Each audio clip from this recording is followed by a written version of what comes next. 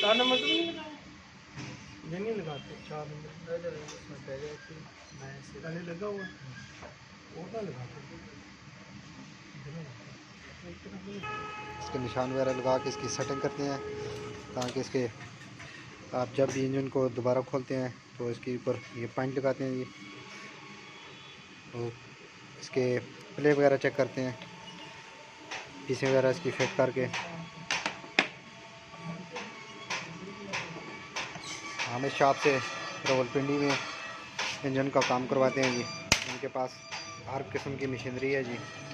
Clutch setting होती है, head का काम होता है, बोरिंग का काम होता है, 6 सिलेंडर इंजन हो, 4 सिलेंडर हो, 3 सिलेंडर हो, 1 सिलेंडर हो, तो इनके पास ये आप मशीनरी देख सकते हैं कितनी ज़्यादा मशीनरी लगी है। क्रैंक शाफ्ट, ग्राइंडिंग, फेसिंग की जो हेड को फेस करते हैं, उसके बाद इसकी मशीन हर किस्म के इंजन के मतलब जितनी भी मशीनरी है इनके पास मौजूद है जी। ये काम करते हैं। हेड फेसिंग जो मशीन होती है फरमाइश कर रही है आपकी गाड़ी,